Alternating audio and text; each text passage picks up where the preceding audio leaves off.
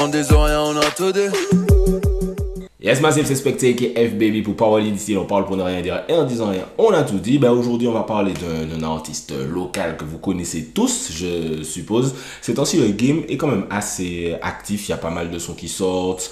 Il y a Bambi qui est revenu avec un morceau qui s'appelle Buzz. Il y a toutes les fait buzz, depuis bad gal le buzz. Donc Bambi qui m'a débloqué d'ailleurs sur Instagram. Donc bon, ouais, big up à elle. Je pense que tout ça c'était un malentendu de toute façon. Donc elle est de retour dans le game avec son nouveau morceau qui s'appelle Buzz. Il y a les Will et Despy aussi qui ont sorti pas 2-3 sons hein, ces temps-ci, mais ils ont sorti leur nouveau son en featuring qui s'appelle Spero Patronum. Quand ça tremble, Spero Patronum. Il y a Young Cheng qui sort pas mal de singles, version court-métrage, dont un avec l'artiste dont on va parler dans pas longtemps, et qui a un concert prévu le mois prochain, ou bien ce mois-ci au moment où vous regardez la vidéo. Donc n'hésitez pas à checker ça si vous êtes sur Paname.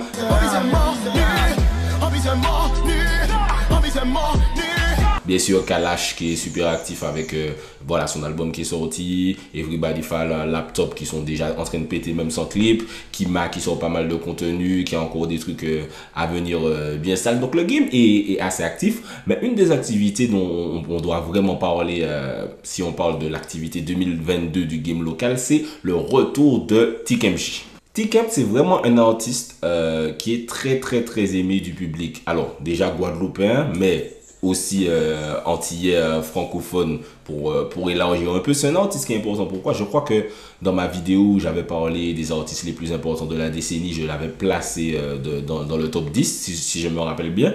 Pourquoi? Parce que pour moi, ce style de musique-là, on va appeler ça mélancolie street, faute de meilleurs mots. Pour moi, c'est lui qui l'a, je veux pas dire qu'il l'a inventé, ça existait sûrement déjà avant des gars qui faisaient des sons comme ça, mais il l'a vraiment démocratisé. C'est-à-dire qu'à partir du moment où il a fait ça, j'ai l'impression que il y a 3-4 artistes qui ont émergé en faisant quelque chose de plus ou moins similaire et ça a fonctionné, mais j'ai l'impression que c'est vraiment lui quand il a pété, quand il a vraiment, je sais pas son premier son, mais quand il a pété vraiment avec Maman Dis-moi, je pense que c'est là que ça, il y a eu un déclic. Pour souligner vraiment l'appréciation de TKMJ en Guadeloupe, faut savoir que dans le top YouTube, dans les charts YouTube, c'est-à-dire le nombre de personnes à un endroit précis qui consomment la musique d'un même artiste, il est dans le top 10 même quand il ne sort pas de son. Et quand je dis top 10, c'est artiste globalement. Donc, il y a des Nino, il y a des Ronicia, il y a des Top Can, machin, etc. Et parmi les Guadeloupéens, il est numéro 2, je crois. Si ça se trouve, il est peut-être même numéro 1. Je pense que ça se tape avec Admiralty, puisque Admiralty, c'est le catalogue global. Je ne parle pas juste des derniers sons, je parle vraiment des gens qui écoutent les sons en globalité des artistes sur YouTube. Donc voilà, en numéro 1, en Antilles, tu auras Kalash. Ensuite, en 2, tu auras peut-être Kima ou Titoff. Et derrière, tu as TKMJ. Là, je parle de la Guadeloupe, bien sûr. Et ça montre vraiment que même quand il ne sort pas de son, les gens retournent vers son catalogue, tout ce qui est, voilà, je ne vais pas vous citer des sons de TKMJ. Je tiens à préciser que moi, j'écoute pas énormément de TKMJ, je voulais le préciser au début de la vidéo. J'ai des sons que moi j'aime, comme Maman Dis-moi, comme le son avec ça et que j'ai pleuré maman, comme Maman Papet. D'ailleurs, il y a la petite private joke que je fais souvent, c'est qu'il a un gage et dans chaque son, il doit parler de sa maman. Bon, je suppose que dans chaque son, il parle pas de sa maman, mais il place quand même très souvent ça. Mais voilà, il y a des sons de TKMJ que j'aime bien. Il y a un son Love que j'aime bien. Le titre m'échappe là, mais c'est l'un de ses gros classiques. J'en avais parlé à Magistral Beats, qu'il n'avait pas clippé. Et c'est l'un de ses gros classiques. Donc voilà, TKMJ, c'est un artiste qui est très aimé en Guadeloupe. En 2020, il avait sorti son projet 100 ans. C'est intéressant, enfin pour moi c'est intéressant parce que c'est le dernier projet que j'avais chroniqué juste avant le confinement. C'est-à-dire que je me souviens exactement de ce jour-là où je suis en train de tourner la vidéo. Ensuite j'étais à la plage avec des soldats et je crois que j'ai fait le montage. Je ne sais plus exactement quand est-ce que j'ai sorti la vidéo. Et du coup je reviens et le lendemain, c'est un dimanche et le lundi, confinement, personne ne va au travail, etc. Donc je me souviens vraiment de ce jour-là. Et il n'a pas pu... Alors, je ne sais pas s'il n'a pas pu faire la promo à cause du confinement, parce que TKMJ, c'est ce qui est très intéressant avec lui, c'est un artiste qui est très écouté, très aimé, mais très peu visible. C'est-à-dire que si c'est pas un clip, ou une presta, ou payer au ici. C'est vraiment, j'en parle avec Magistral aussi. Magistral Beats, pour ceux qui ne savent pas, je reprécise, c'est un des grands collaborateurs de TKMJ. Jusqu'à maintenant, il fait, je pense, pas mal de ses instrus, de ses enregistrements, etc. Et ouais, voilà. Je crois pas qu'une interview de TKMJ ça existe. Je crois pas avoir déjà vu ça peut-être à l'écrit ou peut-être vite fait, mais une vraie interview, long format, etc. de TKMJ, j'ai pas encore vu ça. Et c'est ça qui est très intéressant parce que est-ce que c'est parce qu'il y a eu le confinement qu'il n'a pas fait la promo du projet ou est-ce que la promo, mais c'est pas en laisse ça. Donc il a eu son son avec Nestlé qui a bien fonctionné.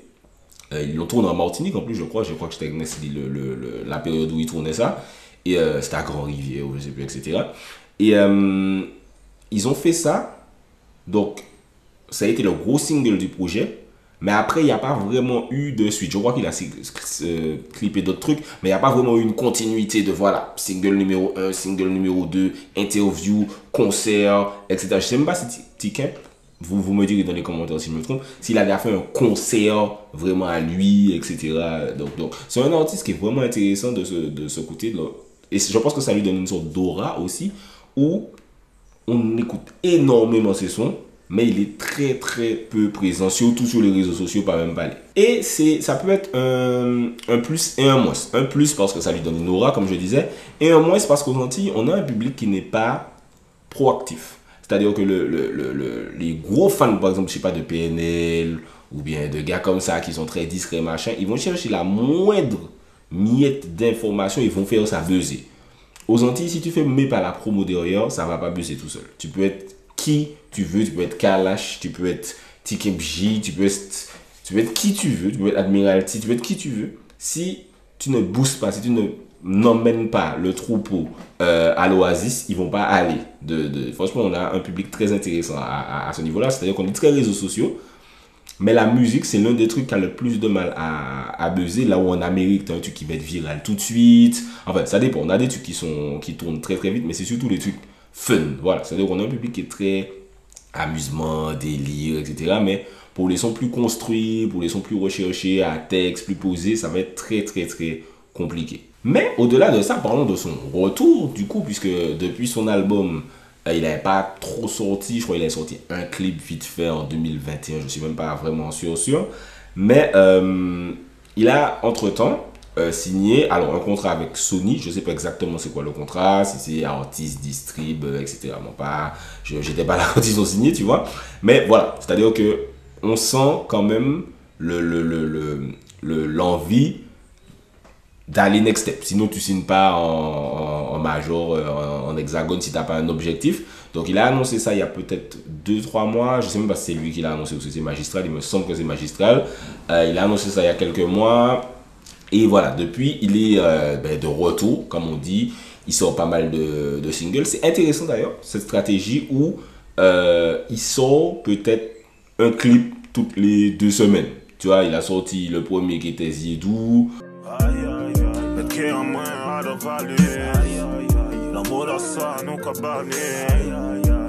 Ensuite, il est revenu très vite. Bon, là, c'était un truc avec Young Cheng. Mais là, le clip avec Young Cheng, du projet de Young Cheng qui date de l'année dernière, est sorti, même sans là. Ensuite, il est revenu très vite avec Omontada. Ensuite, direct, il a sorti, au moment où je vous parle, c'est sorti avant-hier, je crois.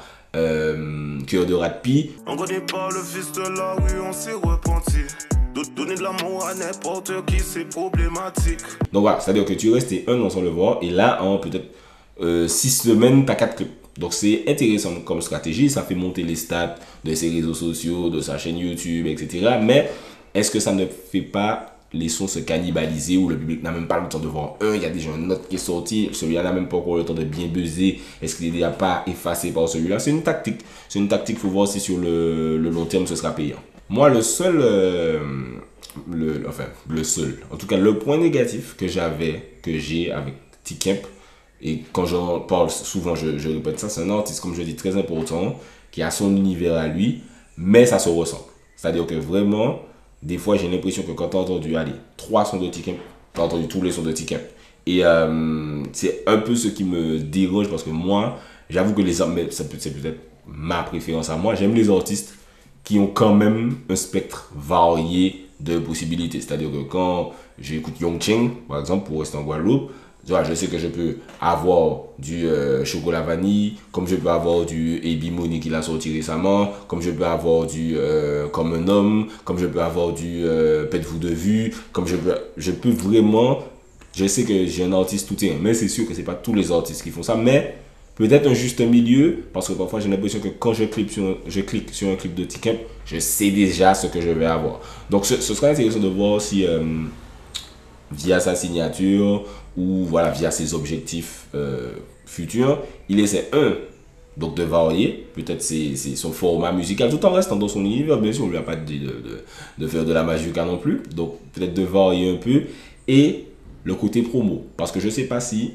les labels là-bas, ou même si avec ses objectifs qui je pense il s'est fixé lui-même ou sa team, je sais pas, le côté mystérieux va suffire à franchir ce step. Je sais pas, parce que vraiment on est dans la période de l'hyper-communication, de l'hyper-visibilité, de l'hyper-toute bagaille. Donc faire le gars mystérieux, c'est possible, mais je sais que quand tu es déjà établi, par exemple Stromae, à un moment il y avait tellement un désir de lui qu'il est revenu avec un clip, boum, ok, je suis de retour, c'était fini. Et encore, après il a fait le JT, il a fait la non-communication, c'est très compliqué. Même PNL en vrai, même sans communiquer, il communique, on sait déjà. Donc voilà, faut voir de ce côté-là ce que ça donne.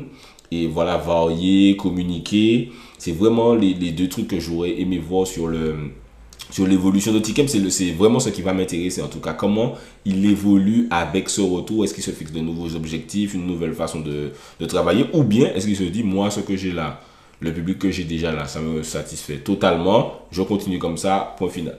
Et je vais finir par un message aux gens qui aiment T-Kemp, parce qu'il y en a beaucoup qui, quand T-Kemp annonce un truc, il y a mort, il y a là, il y a machin.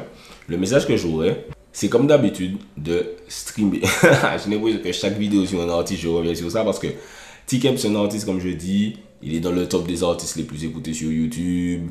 Il a quand même un catalogue conséquent maintenant. On sent l'amour des gens pour T-Kemp quand on parle de T-Kemp.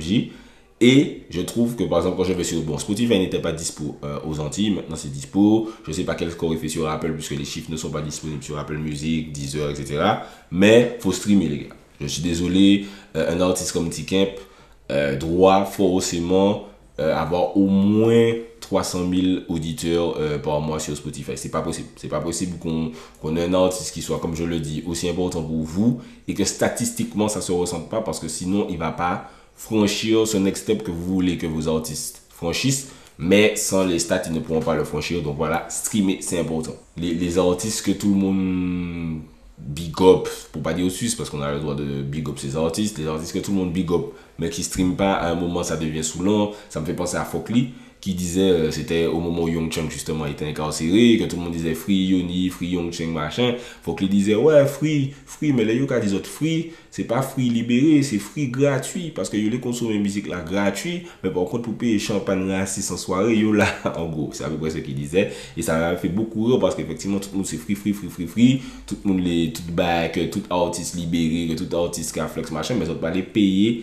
musique là, donc c'est sur ces notes que nous allons terminer cette vidéo. Dites-moi ce que vous pensez du retour de T-Kemp, ce que vous attendez de T-Kemp, si vous avez bien aimé ses singles, est-ce que j'ai oublié de dire un truc important sur T-Kemp. N'hésitez pas à me dire tout ça dans les commentaires, à vous abonner à la chaîne, à activer la cloche comme jamais. C'était Specta, pour parler inutile, on parle pour ne rien dire et en disant rien, on a tout dit. On des rien, on a tout dit.